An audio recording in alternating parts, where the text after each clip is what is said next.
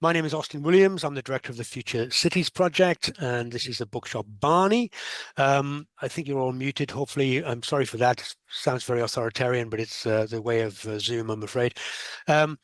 Just to say, I've also put in the chat that you can buy the book that we're discussing tonight.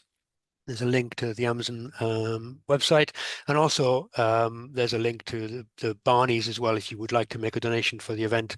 It's all we have. We don't get funded for these things. That would be very gratefully received. Anyway, this Bookshop Barney is looking at this book, Professor Susskind's book, How to Think About AI, A Guide for the Perplexed. I'm one of those perplexed, less so having read it. But Professor Susskind has a long and distinguished career in computing and AI. He's a fellow of the British Computer Society, fellow of the Royal Society of Edinburgh, and president of the Society of Computers and Law. He's also emeritus professor of law at Gresham College. And as you can see, first of all, he has many more titles to his CV, but he also has a particular interest in the kind of modernization of the legal and the court system. Coincidentally, last month, I was reading that the UAE, United Arab Emirates, became the first country in the world to use AI to write legislation. And with the courts and prison backlogs, you might want to think whether that's a sensible move or a dodgy one. We can discuss later. And this week, American courts permitted an AI-generated victim impact statement where a dead bloke forgave his murderer. Or did he? Oh, no. But the family were happy. Let's put it that way. So from his impact on education to architecture, Richard raises a whole series of really interesting, fascinating questions. Very nicely pitched, brilliantly pitched, and very accessible. So I urge you to buy a copy if you haven't got one. We've just had a robot run the Beijing Marathon. Trump posed as the Pope. I have it on my best knowledge that it's actually Robert Francis Provost has become the Pope, not Donald Trump. And BBC is using AI to train journalists to write in the style of Agatha Christie. And for a long time, China has been generating art using AI way. It's a little joke there, Richard. It's a little known fact that Newcastle upon Tyne, where I used to live, is ahead of the game in technology. Up there, they call it yesterday's intelligence, or YI. Many of you may not have read the book. That shouldn't put any dampers on you. Feel free to ask questions of this important topic. It's a topic for now and for the future, and Richard is the leading expert on the subject, so please pick his brains as well as anything. So the way it works is I've asked Richard to present the core ideas to sell the book to you for 5 minutes, and then I'll raise some questions for a further 25 or so, and then it's over to you for questions and comments. So we'll have a round of applause if you want to unmute.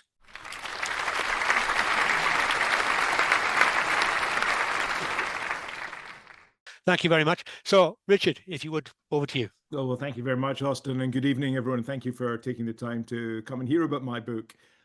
I am half a lawyer and half a technologist, and in the early 80s wrote my PhD at Oxford on AI and the law. And since then, I've been fascinated by AI. And although Austin kindly mentioned some of my legal interests, in fact, this book has nothing to do with the law. It's about artificial intelligence. I was struck that so much has been written about AI, so many books, so many articles, so much public discussion.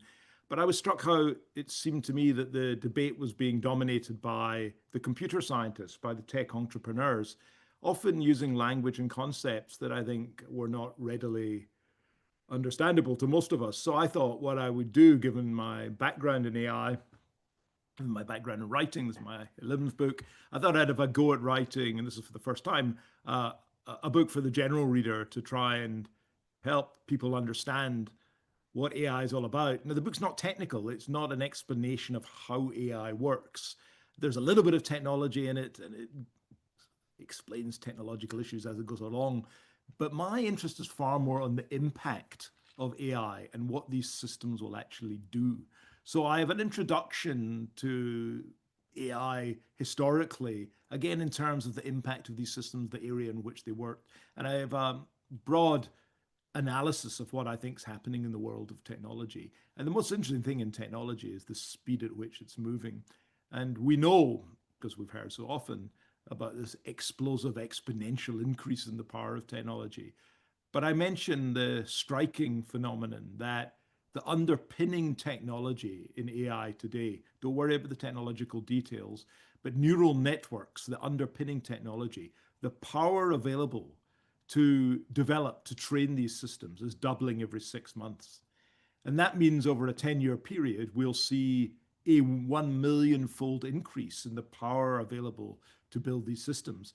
And I find that a striking opening thought, that although we have seen some remarkable systems over the last few years, and I'll say a little more about that in a second, we're still at the foothills. And that was another reason I wanted to write a book on AI, because the development of a system called ChatGPT, launched in late November 2022, was for many people, and for me too, a fundamental milestone in the evolution of AI. But for some people, they seem to think this is the first version of AI, and for some people, they seem to think it's the final version of AI. But I say it's just the latest chapter in an ongoing story, a story I tell that goes back to 1950, and a story that's still unfolding. And I do make the point, and I feel this very strongly, that in all likelihood, the most powerful systems remain to be developed. The most advanced systems lie ahead.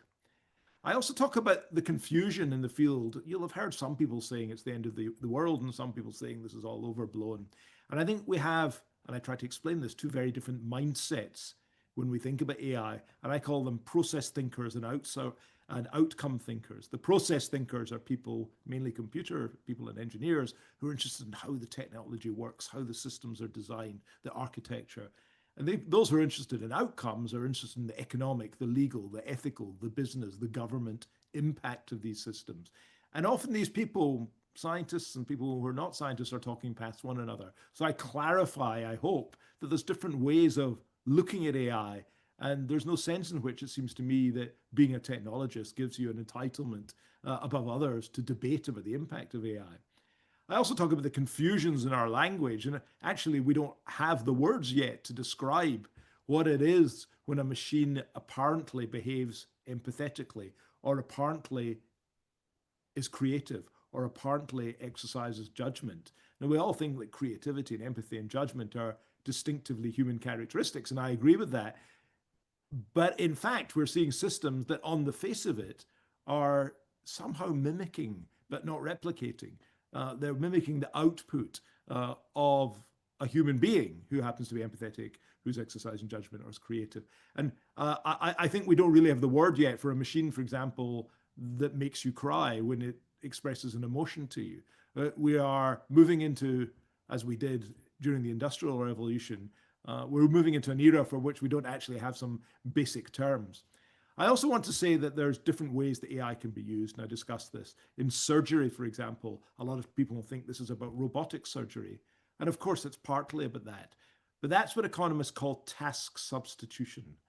And the story for most business people and most economists about AI, I explain, is about where can we look at human tasks where we can take out the human and put in a machine. We call that task substitution. But in using the example of surgery, what I argue is the future of healthcare is not just robotic surgery, it's non-invasive therapy and preventative medicine.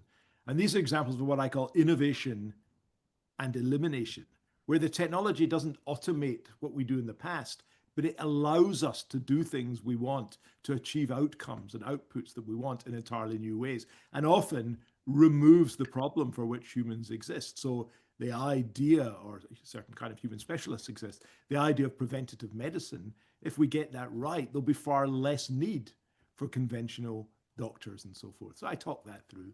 I then say we really need to have to confront the risks, and I offer, and I won't go into detail here, but 7 different categories of risk. And there really are a mountain range of problems, to be honest, to which AI gives rise. And I talk about how we might control them. I talk about the ethics of AI, where we want to draw the boundaries, even if systems can do X, Y, or Z, ought they to, and how we might regulate them. I get more philosophical as well. In my background, I used to teach philosophy, certainly legal philosophy and moral philosophy. And so there's a chapter on conscious machines. Can machines think? Will they ever be able to think? And a lot turns on that question, because we hold one another legally and morally responsible because we believe one another have free will, that we have intentions, we have control over ourselves, we are reflective. Now, it's not clear whether or not, to the extent to which machines will ever be conscious in that sense. So I delve into that subject in some detail. I also talk about the prospect of virtual reality systems generated by AI.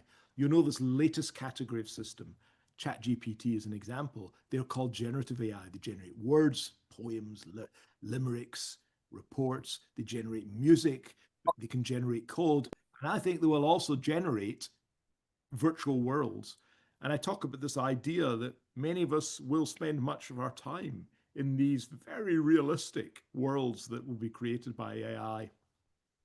And finally, I talk about the future of humanity and reflect on one thesis, and it's held by many cosmologists and physicists, that in the grand scheme of things, the universe that we know has been around 13.8 billion years. Human beings have been around a couple of 100,000 years. And there is a view that the only contribution that humanity will make to the cosmos will be to develop AI systems, these more intelligent systems, that will in due course replace us. But there's a whole bunch of other theories about AI. And the other main topic, before I hand it back to you, Austin, that I talk about, and the key question of the book, is what if AGI? Now, AGI stands for Artificial General Intelligence. And this is the idea that the systems at some stage will be able to undertake all the tasks, the cognitive tasks that human beings can undertake. They'll be able to perform as intelligent human beings right across our range of what we would call our human intelligence and our cognitive abilities. Now, you may think this is terribly unlikely. And indeed, if you'd asked most people in the AI development world, say in mid-2022, when do you think we'll have AGI, artificial general intelligence, most would have said it'll be 20 to 40 years, if ever. If you ask that same question today, most will say, and these are specialists in the field, 5 to 10 years. And most in private will say it's near to 5 years. Now, if this is so, if we do indeed develop within 5 to 10 years systems that can match or outperform us in our intellectual, our cognitive tasks right across the full range, this will constitute one of the major developments, probably the most single important development in the history of humanity. And this gives me pause for thought, because I don't think we're thinking deeply enough about the question, what if AGI? What does it mean for government? What does it mean for warfare? What does it mean for our children? What does it mean for employment? What does it mean for wealth? What does it mean for health? We haven't had these discussions because most of the focus just now, I say, on AI is short-term AI. How we can harness the power of these fascinating systems that have recently emerged in business and government, perhaps to be more efficient or more productive. We're not taking the step back, and this is what I tried to do in my book, and ask the question, what if AGI? Now, I've always been optimistic about AI, and I still believe that most of our major challenges of humanity, whether it be healthcare, education, access to justice, climate change, poverty, I believe in principle that AI can help us crack all these problems. But I've also become, as I've been writing about it, far more alive to these vast ranges of risks that I referred to. And I think balancing the risks and the benefits, saving humanity, as I put it, saving humanity with and from AI is the defining challenge of our age. Oh, back to you, Wow. Austin. Wow. Well, that was the book in a nutshell, and nicely framed. And you do go through it chapter by chapter as you build that argument. So it's very nicely presented. Thank you for that. So look, in terms then of the way you start the book, as you say, by going through some of the history of AI and its origins. And then in the second chapter, you start to talk about this "not us" fallacy. You've already mentioned it there in some way, which is this idea, amongst judges and architects and artists and the middle class, let's say, that they're so especially talented that they're irreplaceable. And we all know that that kind of automation has already removed a lot of manual tasks for working classes. Um, but that idea that now you're suggesting that maybe they're not irreplaceable. And Elon Musk, I know he's not a favorite of yours, but he said recently there'll come a point when no job is needed. I just wonder how far you go in this conversation. I should say Musk's not. I have nothing against Elon Musk. I think he's a remarkable individual. The point and the only point I make about Musk, and I'll nail that one down, is that in the book I'm saying we face such fundamental challenges, and many of these challenges actually raise traditional problems that philosophers have been agonizing over the future. So I say, and it's in quite a light-hearted way, I say we need our finest philosophers. I I say we need Plato, Aristotle, and Kant rather than, with respect, Elon Musk, Mark Zuckerberg, and Sam Altman. It's a little bit of a piece of humor there. So he's a remarkable man, and without these phenomenal tech entrepreneurs, we wouldn't be having this debate. Whether or not we should want the ethical limits of AI, the regulation of AI, the questions of the impact of AI across our economy to be in the hands of the tech entrepreneur is a very different question. You asked the question about the not us thinking, and this is this phenomenon, and it is mainly middle class, but it's human, I think, that we tend to think that AI will have huge impact, but not for me, not for what I do. And my son Daniel and I, when we wrote our book on the professions 10 years ago, we were struck when every profession we interviewed saw far greater scope for AI in all professions other than their own. Now, this simply can't be right. But I tried to dig a little more into the depths of this subject. And the question I ask is a rather different one. I start with the observation that we as professionals, if you just focus on professionals, most white collar workers and many humans, we are often too preoccupied with how we do what we do rather than with the outcomes. So, as I often say, patients don't want doctors, they want health. But if you're in the world of health, and I fully understand that, if you're a doctor, you'll tend to value and want to preserve and continue with the practice of medicine in the time honored way. The challenge I put down is to ask ourselves honestly the extent to which, in any particular discipline or field or career, the extent to which how we do something is intrinsically important. That's to say, it's important that we do it that way for itself, or whether or not how we do things today, and this is a philosopher's distinction, is simply instrumentally important. That's to say, it's important because of the results, the benefits, the outputs, the outcomes it delivers. And I say, if we're really honest with ourselves, that very little of how we work as professionals is intrinsically important. What's important is the benefits and the values that we deliver. And when you think of it that way, you can begin at least to see where we might want to begin to draw some boundaries. Where human effort is intrinsically important, no matter how capable the machines are, we might want to preserve that. Where human effort is not intrinsically important, we might want to be open to the idea of reducing the costs, of making more efficient, of making it more convenient. I'm with Musk, though, on the point, as you've expressed it, that I think the impact on the labor force of this technology we're developing will be far more profound than most people are allowing. Most thinking about AI in businesses and governments looks 4 or 5 years ahead within the time frame of strategic planning and policy making. If we look into the 30s, I find it all but inevitable that so much of the work that we as humans do, at least in principle, will be technically, as a matter of technology, will be doable by machines. And this raises questions, as I say, we haven't begun to ponder in detail. Now, there is a very big difference between the advance of technology and the adoption of technology. So the technology may be able to replace us, but we're very slow to adopt new technologies. And we also might want to draw moral boundaries and say, even if these machines can do X, Y, or Z, we'd prefer that they didn't.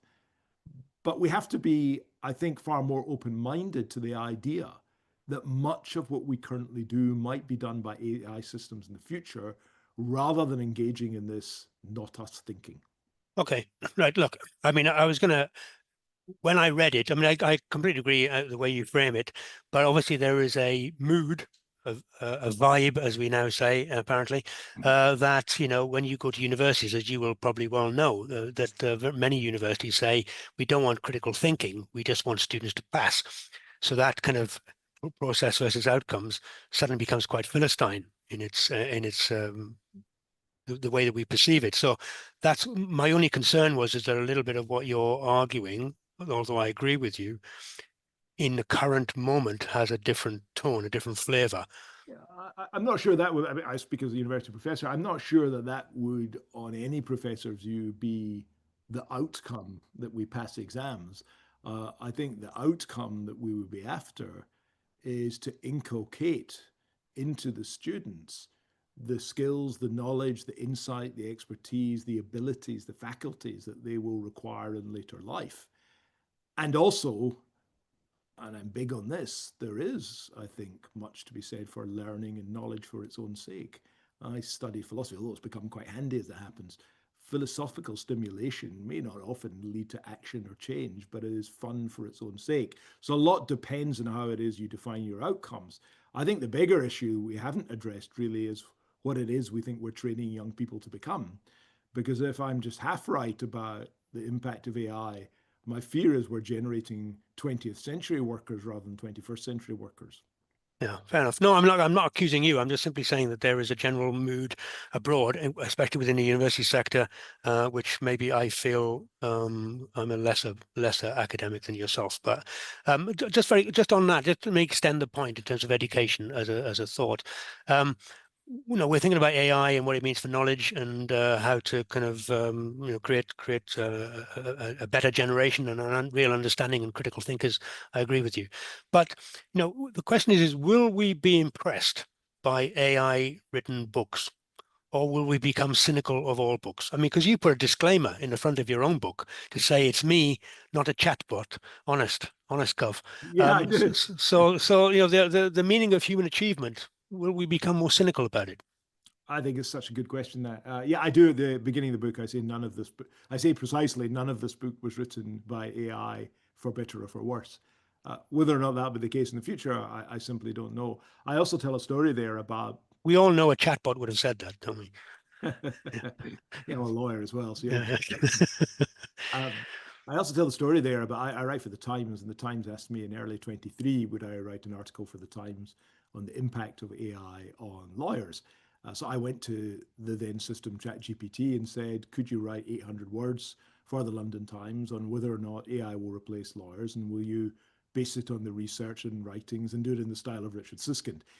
And it generated a first draft, and I thought, well, that's not very good. And I was doing a little bit of not me, not us thinking there.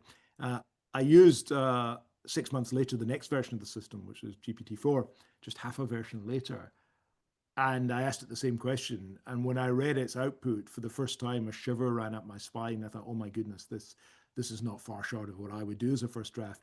And I pondered then that once we get to GPT-6, there'll be no need for me to be writing a column, because writing a column, a single human expressing his opinion or her opinion based on his or her research, will look like a rather bizarre phenomenon. Why wouldn't you say, could you write 800 words based on the top 50 thinkers in the world in this area and write it in the style of Margaret Atwood or a proper writer? And I think you can begin to challenge certainly one form of writing. Whether or not that applies to creative writing, let me address in a rather different way. I think we can imagine, and I tell this story again in the book, I think we can imagine a robot that could run 100 meters faster than Usain Bolt. As you say, we've already had a robot run a marathon. But I'm personally, and I don't think most athletics fans or other humans are that interested in watching a very fast robot. We are fascinated, I think, in human accomplishment, that someone in the very, very broadest of terms like us is able to achieve such pace and to return in such times. We are completely amazed by that. And I think Adam Smith once talked about the vicarious pleasure we get from the rich and the great. I'm not sure about the rich, but certainly the great, that we do like to feel that we are observing and participating to some extent in some strange way as observers in human greatness and human achievement. And so I doubt that we will be interested in seeing machines racing human sprinters. And I believe we'll still want to see other human beings performing at a very high level. And I think this goes for performing arts as well. I could imagine Les Miserables performed by wonderfully sophisticated robots, but I suspect I and most others wouldn't want to see that. Maybe my grandchildren would, but I doubt it. I think we will have this fellow feeling that's still terribly important. And I think the long run up to answer your question, but I think the same applies to literature. There is an extent to which that I certainly find when I'm reading a great writer that you're marveling in their eloquence.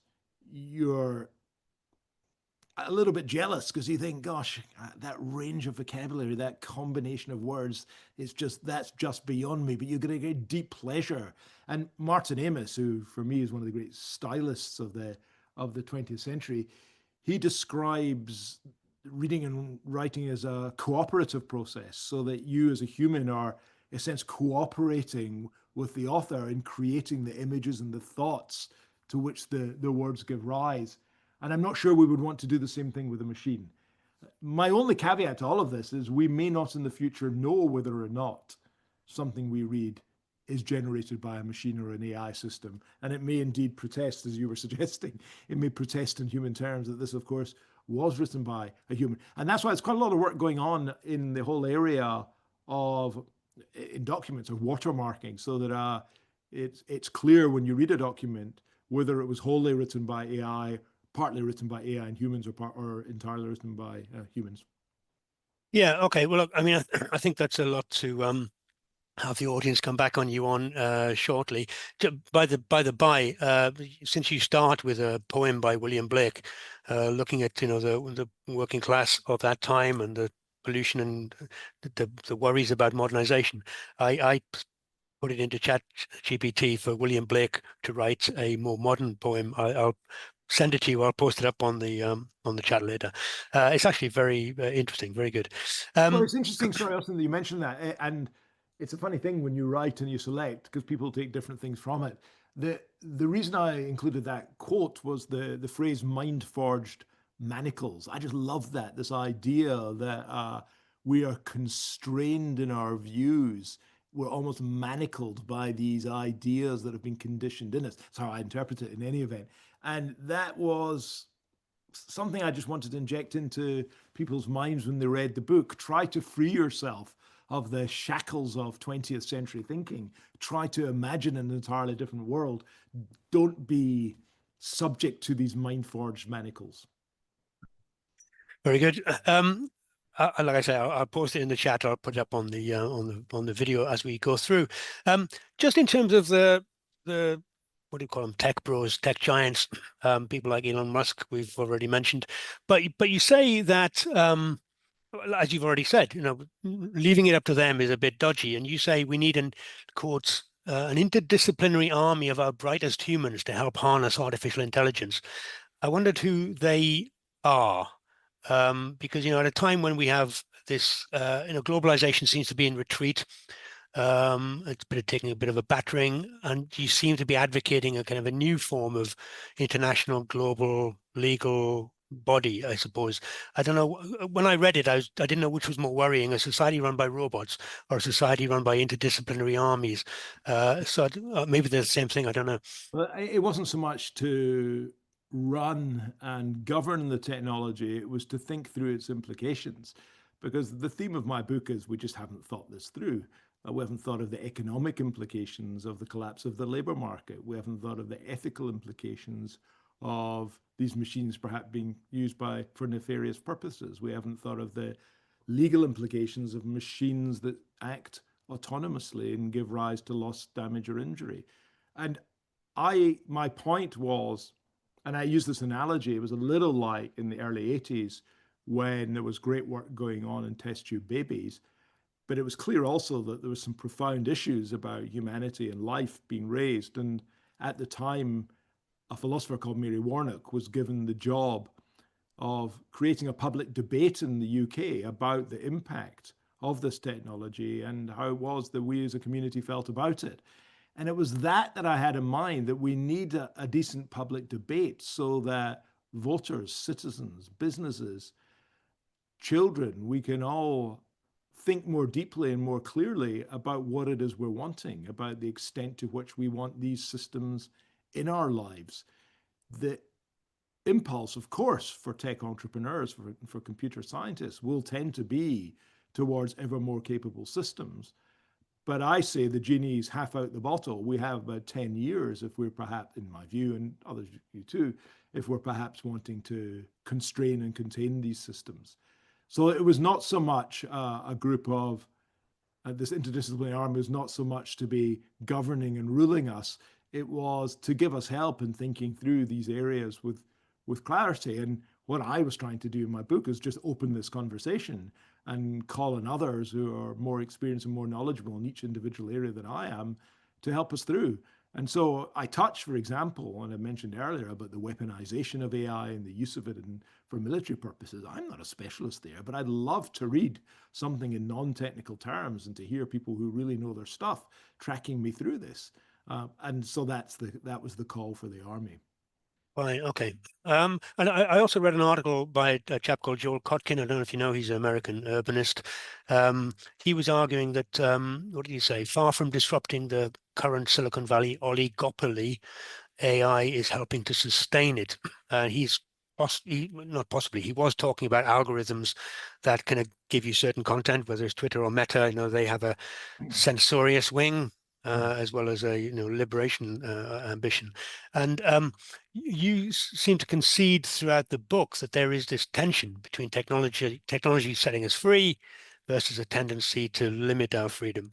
And yet there was one bit where you said we should focus on regulation of on the prevention or control of undesirable outcomes rather than on the particular technologies.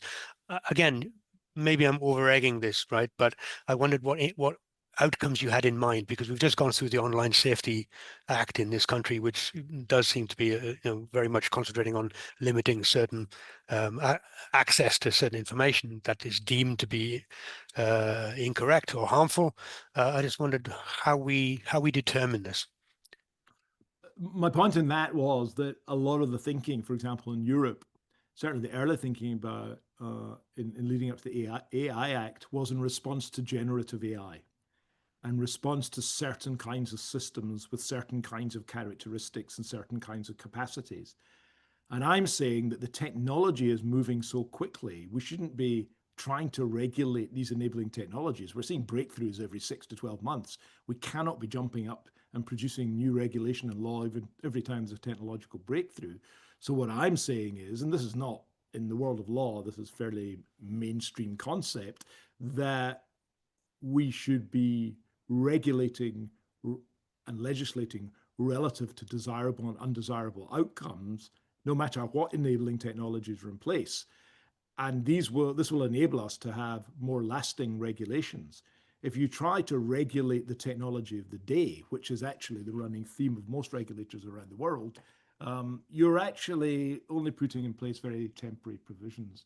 And we saw this, did we not, when Europe had been working on the AI Act and then ChatGPT was announced. That drove them right back to the drawing board. Now, it ought not to have done. They said they were working on outcome-based legislation regulation, and it clearly wasn't, because the enabling technology shifted, and that sent the policymakers into a frenzy. We cannot be legislating and regulating every 5 or 6 months. We have to think about our broader policy objectives, the more desirable outcomes, the less desirable outcomes, and framing, I believe, our legislation in terms of broad principles rather than narrow rules applying to narrow technologies. There is an ongoing debate, of course, in policymaking and lawmaking about this, but I was pinning my particular thesis to the mast there. Very good. All right. And look, I mean, you're giving some very fulsome answers, so I'm very grateful to you for that. So my final question for now, I have a whole range of other questions I can ask you, but more broadly, if you will allow me, China doesn't get much of a mention in your book. I mean, it's not a geopolitical tract, but I ought to ask you that the Chinese state, I read that this week or last week, is investing £100 billion in DeepSeek and other AI. And it says he wants it embedded in every level of society. And then when you read a little bit further on, it says, except for policy creation and dispensing medicines. So I just wondered whether you thought those were two sensible areas of caution, and does that reflect, China's specific I'm not sure that's COVID where I would history? draw. I'm not sure on medical dispensing. I can't remember the stats. There was an AI system that Dan and I wrote about 12 years ago, which was, and I really don't want to be held to these stats, but it was something like this, that it was an AI system for dispensing drugs. And as I recall, it had an error rate of something like 1 in 1,000 or something like that, and people were jumping up and down. And then you'd look at the errors in human dispensing; it was something like 1 in 60. So I make the point that we often have a rather fanciful, romanticized version of the human version of the story. I would have thought policy making and was. This is in a way the not us thinking, isn't it? People talking, the lawmakers saying AI should apply everywhere, but not where, but not in lawmaking and policy making. There are very few areas I would make sacrosanct in that way. I don't mention China that much. I don't really mention anywhere that much. Again, what I was trying to do is rise above the issues of the day. Silicon Valley, South Korea, China, who's advanced beyond others. I was trying to talk about the more general impact of AI in society, but there are profound implications of the speed with which China is moving. And for those in Silicon Valley, and there are those who say that AI ethics is easy, we just need to sit around the table and reasonable people will agree. I don't think it's true that we will necessarily agree with a whole bundle of countries and what would be a reasonable use of AI, not least in weaponry. I want to go back, if I could, just very quickly, Austin, to a question I didn't answer, and that was I think the challenge was, and it was a friendly one, that I maybe oscillate between being optimistic and pessimistic. And in fact, my point is precisely this, that I am both optimistic and pessimistic. And we have to allow ourselves as humans to hold two thoughts in our heads about AI. One, that it could be massively beneficial to society. And secondly, that it could be massively detrimental to society. I find people want to look at AI a bit like a football team. You either support it or you don't. But I think that's a kind of daft way of looking at it. It's self-evident that at least it can bring some benefits. It's self-evident that it can at least bring some vulnerabilities and so forth. So we have to balance them together, not be too polarized in our thinking. So and very often in discussions, I think people come at me because they're the big pessimist or the big optimist and say, whoa, just allow ourselves to think both, because that is the reality. This is the most powerful set of technologies that humanity has ever concocted. The idea that would only be for good or only for evil seems to me to be gloriously naive. It's obviously going to be a complex mix of the two. Very good. Okay. Well, let me pause there. I'll throw it out to the audience, if that's all right, Richard. I've got one hand, so let me just quickly make a message to everyone out there. I don't know whether people have been chat. Yes, I can see some chats on the chats site. But please, if you have any questions, if you have any comments or observations, if you've read the book or not read the book, if you're a specialism or not, feel free to kind of raise some comments and questions. All right, look, let's take Martin Perks. You Hi. unmute yourself. Yeah. Can you hear me? Yep. Yeah, hi, Martin. Hi.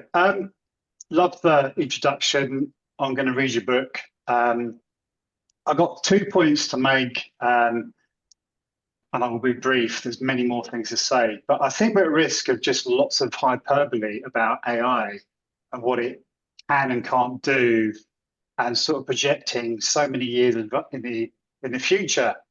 And the thing that you said, and lots of people have also said, that raises hackles in my neck and so on, is when you say or inferred that humanity kind of needs saving and AI is the technology to help do it. I don't particularly believe that, and I think we have to be a little bit more circumspect by this notion that we need to be saved from ourselves, perhaps like people like Elon Musk, who is not the savior I would even dare to have in mind.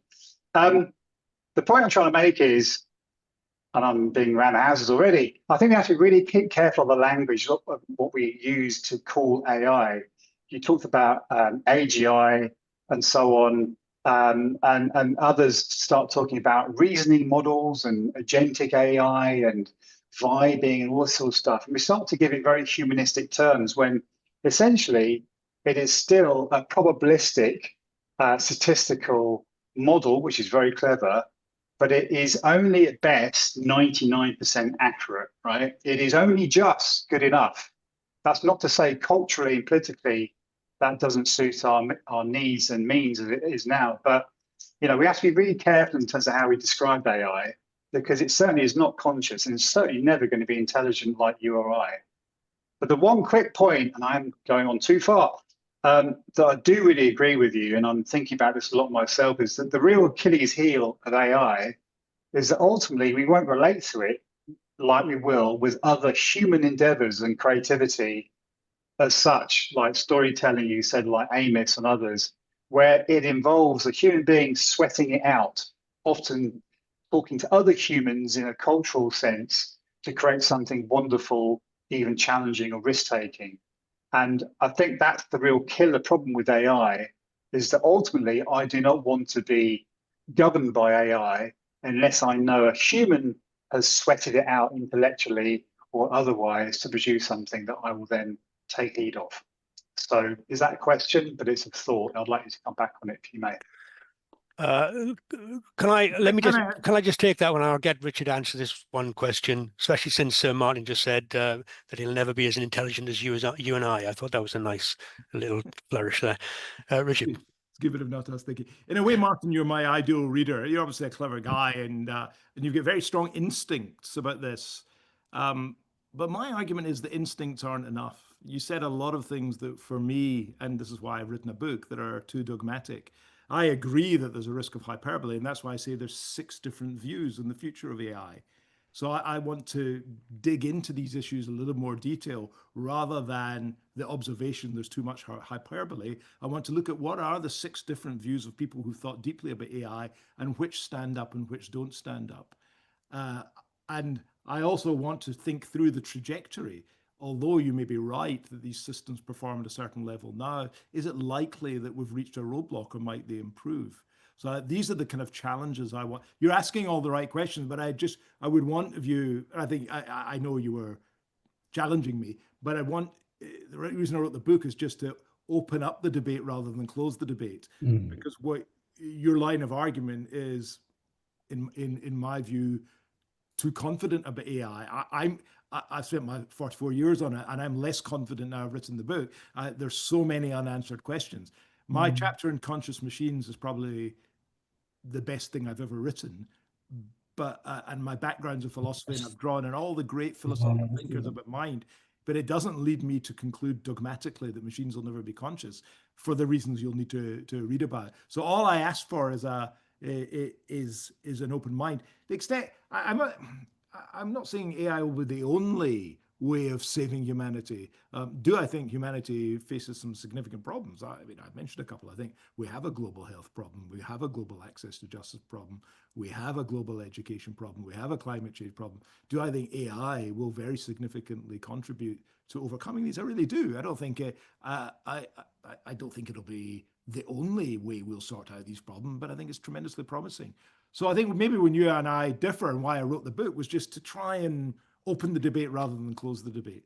And it's a bit like when people say, "Oh, AI will never be able to do what I do." I say, "Well, let's poke about that." So what I try to do at all parts of the book is say, well, let's just see if we can delve into. So very commonly people say a machine can't be empathetic or creative, and I want to say, well, let's just unpack that a little bit more and see if we think it's as clear as that by the end of it. So that's, in a way, it's a piece of the book's a bit of philosophy, because that's what you try to do in philosophy. You try to clarify ideas. You might not solve problems, and in some ways I remain as perplexed as I suspect the rest of us. But you try to unpack the problems, clarify them, reduce uncertainty and contradiction, and hopefully make for a more productive debate. So Martin, your comments are really all well made. I'd love you just to read the book and just to see whether or not you feel as strongly once you've been exposed to the various arguments. But thanks so much. Nico, please. First of all, Nico, great. I love your comments in the chat. So looking forward to hearing from you. A slightly tongue-in-cheek, Richard, as you probably figure. So I love although what about Windows? Everyone should look at your USB-C port. I mean, it just makes you wince. But it's so relevant, isn't it?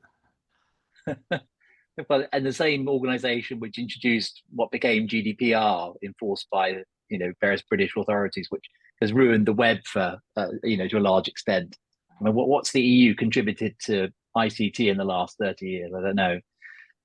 But my question was, I picked up on your point about neural networks doubling every 6 months and so on. And as you well know, the misquoted Moore's law, anticipated Gordon Moore, Intel co-founder, that processing power on integrated circuits would increase every 18 months or double every 18 months. But the potential of computing didn't double every 18 months. And I'm not saying you're anticipating a linear relationship or any kind of direct relationship. But it feels to me like with AI, we're very much where we were in the early days of the internet in the early 90s. Obviously, the internet which preceded that, where you access the internet via CompuServe and AOL, if anyone remembers them. And it was a very limited experience. And then we had Mosaic and email clients and so on. Whereas, now the internet, we have what we call pervasive computing, a term Mark Weiser coined 30 years ago, and the Internet of Things. And you can kind of see the internet pervades and computing pervades every aspect of what we do, or most aspects of what we do. It seems to me we're also at the stage of solutionism, which Evgeny Morozov talked about, where we are asking, to what problem is AI the solution? And, we have these little fads every 5 or 10 years. Do you remember, blockchain? That was the solution to everything about 8 years ago. So I guess my question is, what we managed to do with computing was invent the future. Alan Kay at Xerox PARC, Bell Labs developing C, Stanford Research Institute, and Doug Engelbart and so on. Do we have the people with the potential to both the kind of humanism and the imagination to make the greatest possibility of this huge potential that we have? Maybe I'm being a bit cynical, but I don't feel we're in that era we were in the 60s, 70s, and 80s of people who really could think beyond where we are today to help us realize the potential of computing. Am I being cynical? Well, I think you're probably being realistic, to be honest. I think the point that you make about processing power and so forth is a little at my point about the advance of technology doesn't necessarily mean the adoption of technology. And so there is a disconnect. I do sense, certainly in AI, but more generally in what we might call computing, I think the speed of progress and the improvement of the systems is far greater than certainly through the dot-com period. And there were some amazing developments, but I found since late November 2022, I cannot believe how many further breakthroughs there have been. And I know technologists will say they've not been technological breakthroughs, but that, for my money, is what I call process thinking. The ways in which these systems can be used, the power and potential of these technologies, the applications of these technologies, I've been stunned by the speed of development. And I really don't think it's like blockchain, for example, which was, for my money, always a very interesting piece of infrastructure. But what we're seeing now is so many, and this is why there's fascination, so many tasks that we used to think were uniquely human are being taken on by systems, and systems that are outperforming us too. And so, yeah, I may be wrong, but I think we are in the midst of a far more significant development than any we've seen in technology so far. Your question, for which you may think you're being cynical, is it really matched by my earlier question about I don't think it is cynicism. This is why I think we need an army of people thinking about this, that I don't want to leave it in the hands of the technologists and the market to think through what are the best applications of these systems. We need people of good sense and goodwill in individual disciplines to be thinking this through. What worries me more is not us thinking. So if I look at healthcare, I really do think we could come through with some amazing benefits. But all the work I've done, not huge amounts, but a significant amount in AI and healthcare, the resistance is phenomenal. And that worries me, that we are, in the name of preserving what people deem to be valuable, we're actually throwing the baby out with the bathwater. And so I think there's a real issue that it's not we don't feel of goodwill, we don't sufficient people of imagination. And this is one of my things. I don't know how many people here are UK based, I suspect many, but when people ask how can the UK be a major contributor, how can we, what competitive advantage can we have in the UK, given we're not major either tech providers or data holders or processing plants? I think we could lead the way globally in the application of these technologies. For example, in working through and developing, if you think of great British tradition in education, we could be thinking through in the way perhaps, Nico, you have in mind, having goodwill, sensible people thinking, how can we build fantastic educational systems? And then that could also both be for our own benefit and the basis of a public export too. But you're reflecting much that is a concern to me, that we're perhaps having too narrow a commercial view of this technology. I mean, your first doubt is it as big as everyone's saying? Hard to know, but in my view, it's going to be a massive impact. Second question, are we thinking in a human and caring and creative enough way about how this can benefit humanity? I'm absolutely sure we're not. All right, thank you very much. Thank you. Nico and Martin, you can always come back on these in a moment. Norman, if you would.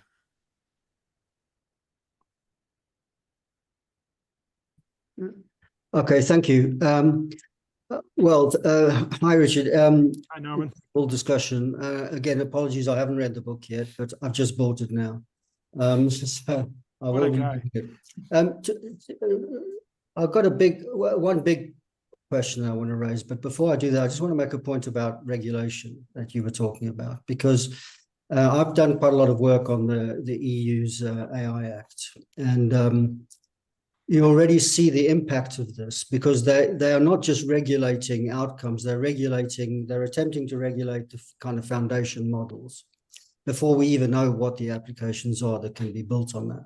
And the point about that is that it's having a very negative impact on startups, for example, in Europe, because a report that I just read recently made the point that for startups, at least something like 40% of their costs are now going to be going towards compliance, which just makes their business unviable. Yeah, which is the reason why a lot of them are going to America. There's a reason why, where we see in those countries like China, for example, where there's a lot of money and there's a more kind of boundless space within which this innovation is being allowed to develop. Perhaps that's the kind of wild frontier where this technology is going to really be realized. It's not going to be realized in Europe, where you have this kind of ring fencing before you even know what you're building or what's possible. So I share your concern about that, but I do think it's having a negative impact immediately. Yeah, I think Norman, very well put. And this idea that to focus on foundation models, as you say, but now everyone's talking about agentic AI. I'm just waiting for Europe to say, well, that's now what we've got to focus on. And like, as I say, this is in the book, I try to explain this in terms of process thinking and outcome thinking, that most of the people who are involved, it seems to me, in the AI Act formulation are process thinkers. They're preoccupied with how these technologies work, whereas they should be outcome thinkers, saying what are the benefits we want to bring and what are the harms we're wanting to prevent. And obviously, when they're thinking about high risk systems and so forth, they're trying to think of outcomes. But even the thinking about high risk systems, I think, is not very sound. So in law, for example, my home area, pretty much saying, and I understand why, but very much drawing a limit on AI in judicial decision making.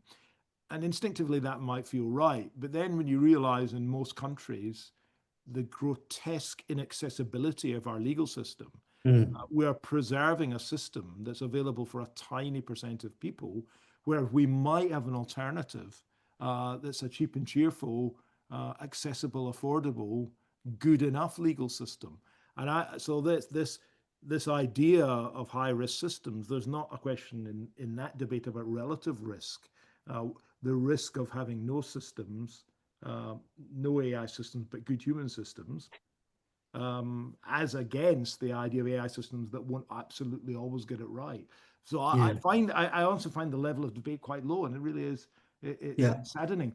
But to make more concrete, one of your points, Norman, I for 5 years chaired a Quango in the UK called the Advisory Panel on Public Sector Information, and this was to do with how we took public data and could repurpose it. And by and large, the European approach was very restrictive, and the American approach was very liberal. And and our starting point in our debate was the American market, broadly the same size of economies, Europe, America. The American market for information products was 5 times the size of the European market. And so I'm not going to be as liberal as Trump recently has been, but I do think we shouldn't be throttling AI at birth. Absolutely. Absolutely. Can I raise the bigger question? Well, I'm not sure whether you addressed this in your book or if you've addressed it somewhere else, but I'm very intrigued by your conscious machines stuff. And that's something that I'm obsessed with. But the question I want to ask you is this. Yeah, I totally agree with you that I think the potential of this technology in terms of problem solving and solving the big problems that we face is immense. I think that goes without saying. But can I ask you, what problem is artificial intelligence trying to solve? Is it solving the problem of human intelligence? Because if it is, then we've got a bit of a problem, because you're not going to do that without human intelligence. I mean, these AI systems don't have agency. They don't deploy themselves. They're being deployed by companies. They're being deployed by individuals. They're being motivated by individual aspirations, sometimes good, bad, or whatever. But what is the problem? The clue, there's something in the term artificial intelligence. It's the language. We're going back to this question of language again, which robs it of its real essence, which is that it's a human achievement, and that it can be something that could be part of human agency, not a replacement or displacement of human agency. So have you addressed this? Have you thought about this question? What is the problem that AI is seeking? Yeah, I've thought about it a lot, and I think there is sort of one just point of information. When we talk about agentic AI, this is a new set of techniques where the systems actually are working quite autonomously, and this is giving rise to people being very concerned. Where a very trivial example, a partner in one of the big 4 firms was saying to me the other day that they were arranging a meeting, a few people, and the client's assistant was sending all the emails and so forth. And it turned out, and none of them had really noticed until the end, it wasn't a human being that was sending the emails and arranging this meeting. And this was a system acting autonomously according to instructions, and it actually just delivered what was required, which that was to get X people around the table at the same time. But that's a trivial example of we're seeing systems that actually are taking on tasks, and often, and this is the interesting thing about AI, that performing in ways that are beyond the contemplation or the anticipation of the people who designed them. The answer to your question is there's no single, and I do talk about this in the book. In the early years of AI, there were as many people who were interested in working on computational models of the mind to help us understand the mind as there were people who were trying to develop useful systems. So in a lot of the first 20 or 30 years of AI, you had these people, cognitive scientists, who felt that we could, for whom the brain seemed to be inaccessible and unintelligible, who felt that if we developed computational models, we could understand the mind better. And then there was others who were actually, for them, it was a philosophical exploration, the extent to which we could actually develop systems that perform tasks at a high level, and were there limits to machines, and they were very different aspirations. Then there are later people saying, what we really want to do is develop a system that, for all intents and purposes, simulates, replicates, works exactly like a human. So to some extent, design it based on the human brain.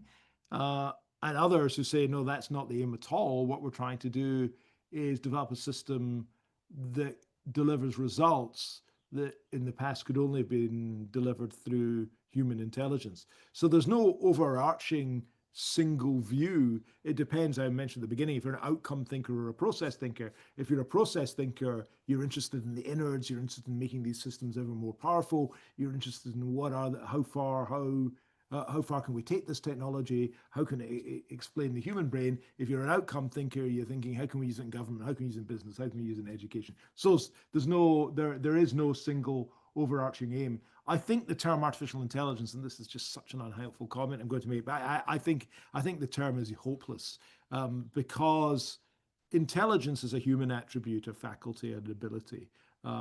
It's how intelligence is the faculty we use to get stuff done and to think and reason and so forth. I don't think it's artificial intelligence that we're developing. These systems work, although we use terms like neural nets, they're just metaphorical. They really aren't modeling or replicating or reproducing human brains. So that's why the phrase I use and prefer is that our systems are becoming increasingly capable.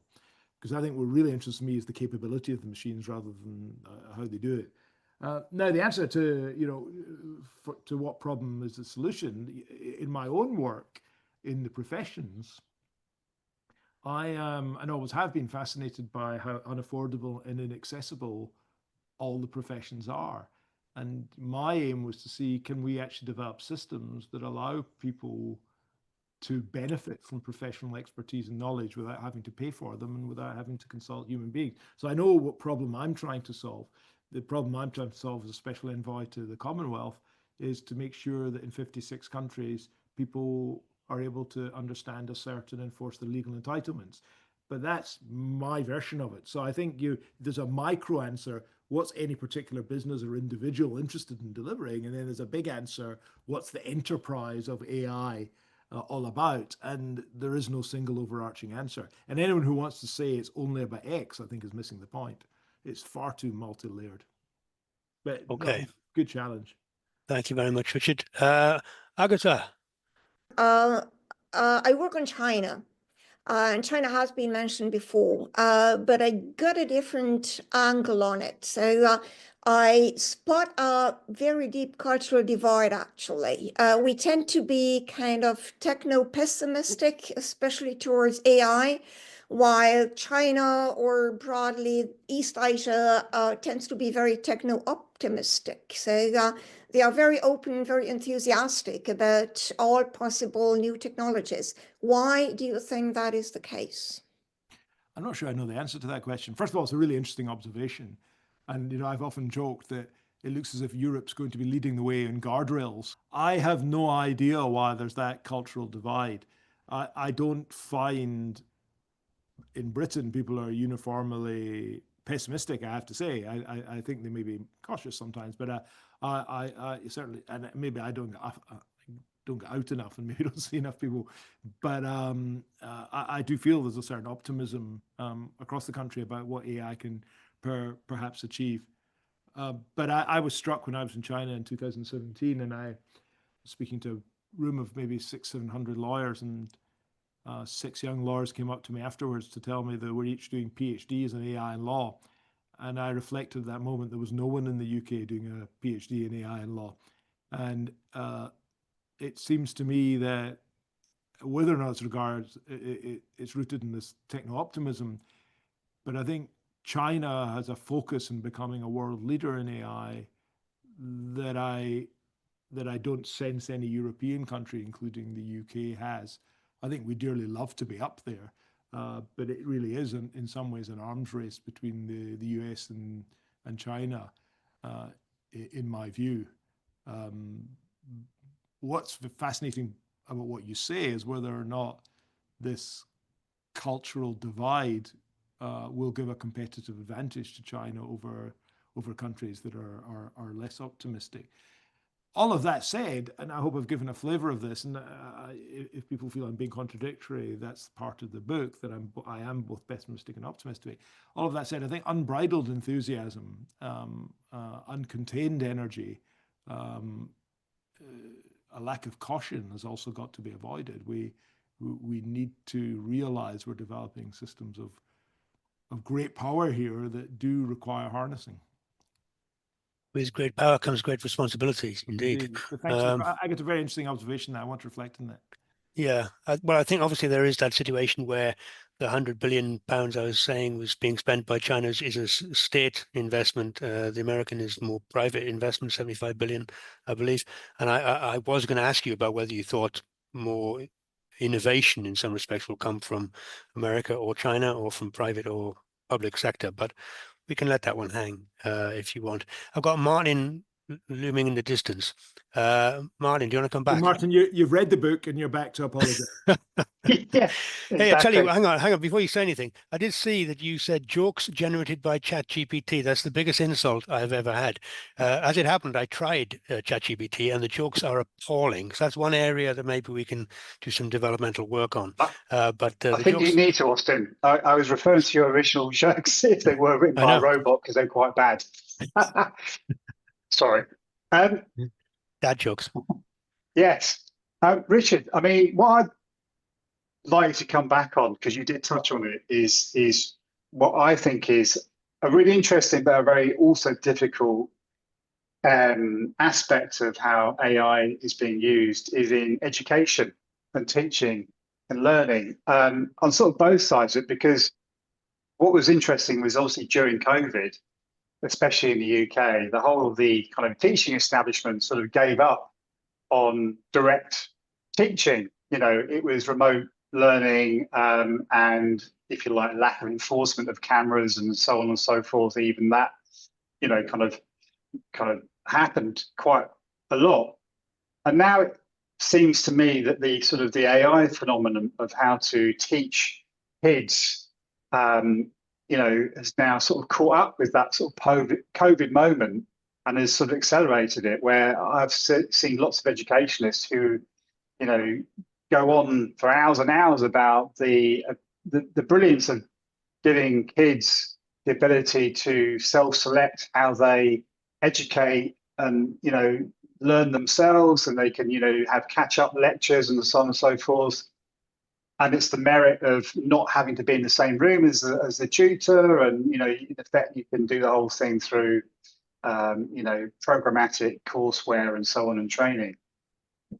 I've got a real problem with it because call me old-fashioned, but and excuse this Zoom call, but we need to be in the same room together, see the whites of our eyes to transmit knowledge, or not, as the case may be, and get told off for not learning in the right way or to have another shot at it. What's your thought on that? I mean, you know, and also the fact that the education establishment seems to be jumping full steam ahead with, you know, using kind of AI to help assist or even take over the transmitting of knowledge. So the first thing to say is that, and I often draw a distinction between unmet need and poorly met need. There are literally billions of people around the world who have no realistic access to the kind of classroom education that you favor. So let's assume you're right about classroom education and face-to-face. The possibility of AI is not replacing that. It's offering what you might think is a second-class education, but at least it's some kind of education. So I think that's deeply advantageous. Now, whether or not, how does conventional face-to-face education compare with AI, purely AI-based education? Just now, there's no contest. The systems are not yet of that sophistication. But I think we can imagine a future where, at least for some time, if teachers are available, that they have very powerful teaching assistants, they have very powerful administrators available at the fingertips. So we can have forms of personalized learning where we can cope with the idiosyncrasies and particular requirements of each student, and we can build systems that are on the fly, that are suitable for particular kids and their particular needs. And all of that could be directed and overseen and quality controlled by teachers. So I can see an interim model where what we would have is a far better version of the classroom setup that you favor. The interesting question, I suppose, is whether or not in the long run, an AI generated virtual environment with access to the world's finest thinkers, the finest tutors, available simulated AI systems, simulated and available to everyone in the world, I think we may look back and think it's unbelievable we used to gather together in wee desks and sit in the same room. That's a bizarre way of learning. So I, again, Martin, just try to keep an open mind. And if you're saying, are the systems up to replacing classrooms yet, I would say no.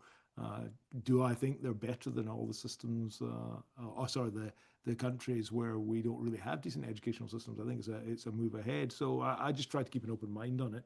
But I do, again, let me just use the model I mentioned earlier. The question we need to ask is, to what extent is there intrinsic value in the classroom model, face-to-face model, white of eyes model that you mentioned? To what extent is it important that we maintain that for itself, or is it simply important because you think that's the best way of educating, equipping, inculcating into people the knowledge and expertise they need? And that's the kind of question I want to be asking and discussing. But we can't, without evidence, I think, come to any firm conclusions about which systems are better than machine and humans. And that's another thing we need to work on, that in medicine, if there's a new medical device or if there's a new pharmaceutical, we have across the world fairly advanced techniques like randomized control trials and so forth for testing and assuring the public that these systems are safe. In education, for example, or in law, we don't have that yet. And so one answer to the question might be, Martin, we've done this study of 500 students, and we've done a blind study with these machines, and here's the outcome, and let's discuss it. We don't have that data yet, as far as I know. So we shouldn't be jumping either way quite yet. All right, thank you very much, Richard. Dan. Hi, Richard. Hi, Dan. Good discussion. I read your book this afternoon very quickly. Oh, good. More of a skim read. Less good. So my question is, you mentioned that in the 1980s, you were less pessimistic. You were quite upbeat about AI. And then a lot of the book, I did skip to the risk section and the conclusion. But so you do emphasize, you categorize the risks into different categories, going from the apocalyptic, the catastrophic, to the more sort of mundane, everyday risks. And you explain your acceptance or your pessimistic turn by the technology, by the ChatGPT developments, or by the particular technological developments in the last 5 years or so, if that's right. That's from what I read in the book. But my question really is it, can it be as simple as that? Because do you have any element of doubt that you can be influenced by the broader cultural zeitgeist? That's my question, really, because every other film now is about the end of the world. Every other film now is about the apocalypse, whether it's a zombie apocalypse, the climate apocalypse, some sort of apocalyptic scenario. It does seem to be generally a part of the culture. And that does seem to be reflected in the discussion of AI. And you do mention that could be perceived as unhinged. I'm just wondering if It's a great question. Yeah, thanks. If your question is, am I suffering, as Marxists might say, from some kind of false consciousness, that's to say, I think I know why I think something, but there are far deeper forces at play that are inclining me in one direction or another. My answer to that, obviously, and by definition, is I don't know. How I frame it in the book is that by asking the question, why didn't you raise a flag, Richard, in the 1980s when you were working on this about all these problems? Because it is true, and optimism and pessimism are not really terms I barely use in the book. I know Austin's set the hair running there, but I think it's more cautious than pessimistic. And I saw no particular need for caution in the 80s because the technologies seemed so primitive, their power and impact seemed so limited, their scope seemed so narrow, that the kinds of things that we've seen over the past 3 years since ChatGPT were not unimaginable, but they look to me not in my lifetime. And then suddenly, within a couple of years, you're seeing a performance of systems that you think, oh my goodness, we never for a second thought that this would happen so quickly. And I think that most of the computer industry is thinking the same thing. And I mean, most AI people in 2022, before ChatGPT was born, were saying the AI was going to be narrow for many years yet, to be able to solve very narrow problems. And suddenly this general purpose system came through. And since then, we've seen in so many fields such remarkable performance that I think it's not unreasonable then to say, well, hang on a second, that surely this version of this system is at least foreseeable, conceivable, where the kind of knowledge and expertise to which it has access could be weaponized. Now, I really didn't think when I was talking about primitive chess programs or systems that could work out your tax in the 80s that we were talking about. It just didn't seem, it wasn't on our radar screen, the idea that people could go online and essentially pick up a recipe for some kind of weapon and have knowledge and insight of quite worrying tools and techniques and methods. That all seemed science fictional, basically. And so I don't warm to the pessimism, optimism distinction in this context. I say we have a very powerful technology. I think we should use it for good. I think most of us are pretty clear what good looks like, but we've also got to be alive to the disturbing uses to which it might be put, and also to the unintended consequences of having these systems. Now, the extent to which that view is culturally imbued, personally, I doubt, but I'm not, but it just seems to follow from my own life story and my own exposure to these technologies. And I've been thinking about it for 40 years, and I can see a fairly steady evolution. Now, you might be right that that's conditioned by evolutionary an evolution in parallel of thinking in society, but I don't think so. Okay. It's a good challenge, though, Dan, and I want to reflect on that too. I might come back to that in my final roundup. Sean, final question. Hello. I agree with much of what you said about needing to look at the effect upon society of this extremely powerful stuff. But for example, so many people now have lived enough of their lives digitally that it can be recorded and used to train sort of grief bots, the kinds of things that are used to replace dead lovers. I know a university lecturer who has built a digital Daniel Dennett with a RAG augmented generative LLM thing. So you, in a way, soon, it's not to say that the living can't die, but when they die, we're going to be replacing people with their digital duplicates or doubles. And these are used in an extraordinarily weird number of ways already. And that sort of changes us. But the process is interesting. We can only make these doubles because people have lived so much of their life already online. Now, somebody like you who publishes a lot, I'm sure somebody could make a digital double of you that would be pretty good, you know, in terms of you asked it a text question. So I don't think anyone is safe, not just on the labor market, but they're not kind of safe in other terms. We have already perhaps distributed too much of our heads onto machines and into an environment that we don't really have much control over. Is that fair? You use the exact word, Sean, thanks so much. You use the exact word I often use when thinking about these things as weird. I do talk in the book about the possibility of recreating in virtual reality an entirely lifelike version of a loved lost one. And I've thought about this a lot. My dad died a few years ago. I'm just not sure. It's two questions. You asked a very interesting question.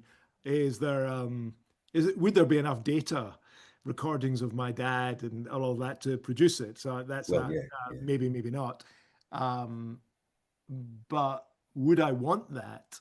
And I've chatted briefly to my kids. Would they want that of a dead me?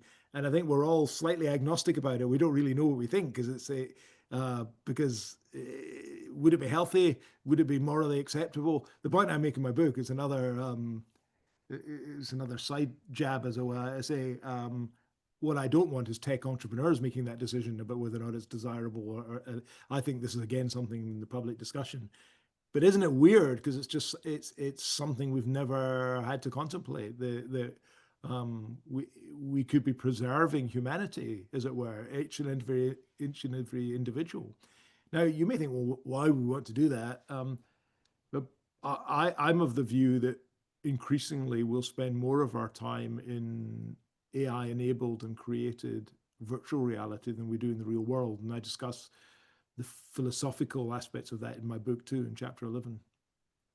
So all amazing stuff. And, there's no answers there, but it's just such a, for me anyway, and that's why I wrote the book, such a fascinating set of issues. No, it's very, very interesting. I remember when I was a student, when I was drunk, having a conversation about whether we exist or not, or whether we're the thumbnail of a greater being.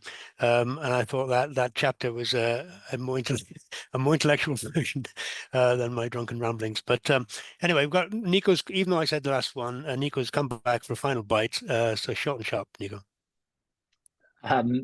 Okay. Can we create the right things if we don't have the right questions? Picking up on the comment about education that you referred to, and Austin's observation that education may be increasingly teaching to the test rather than, forms of understanding and worldliness and so on.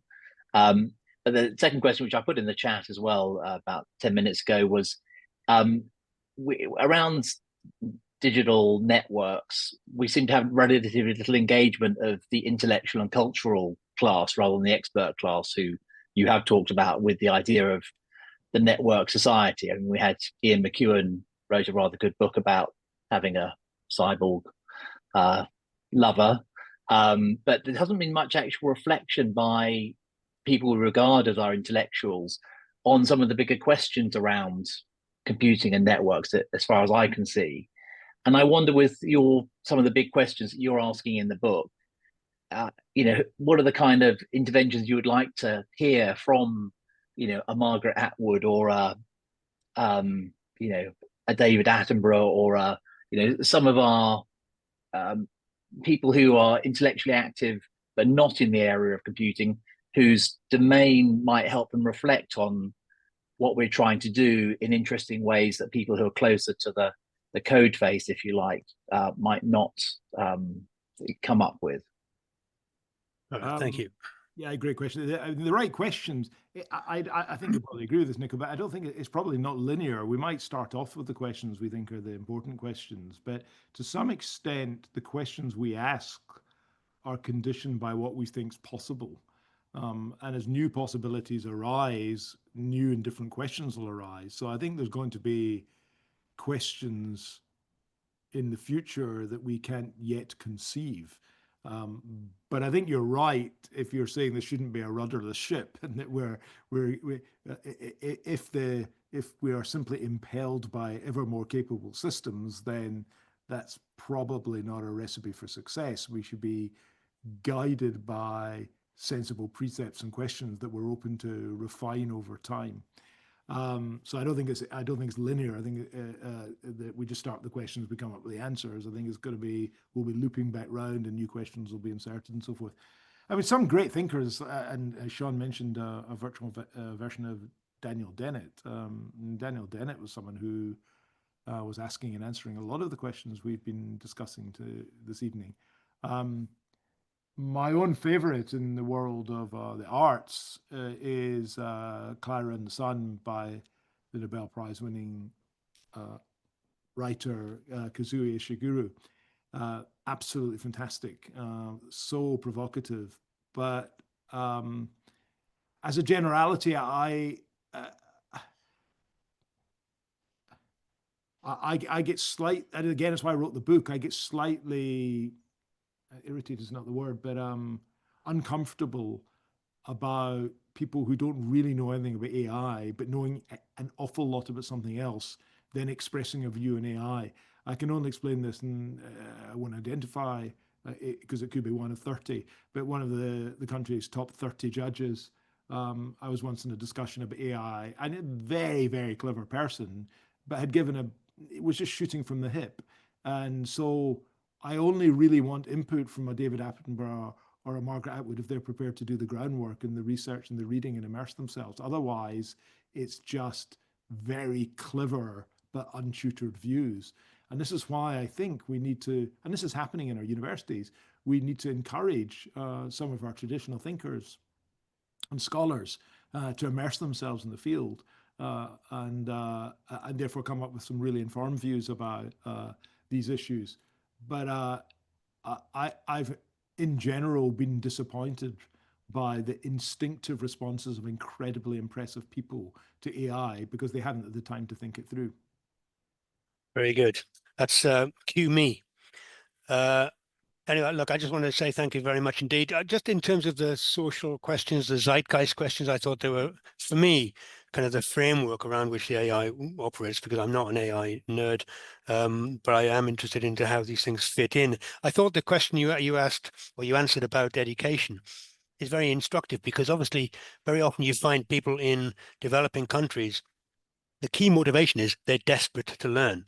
They don't have any computer technology, they don't have any books, sometimes they don't have a school, but they're desperate to learn. Whereas very often in the West, we find that a lot of students are blasé about learning. And those kind of social implications, social impacts are really probably more important necessarily than the digital. Although I think if you brought digital to the developing countries, they would seize on it much more fervently than maybe some people do in the West.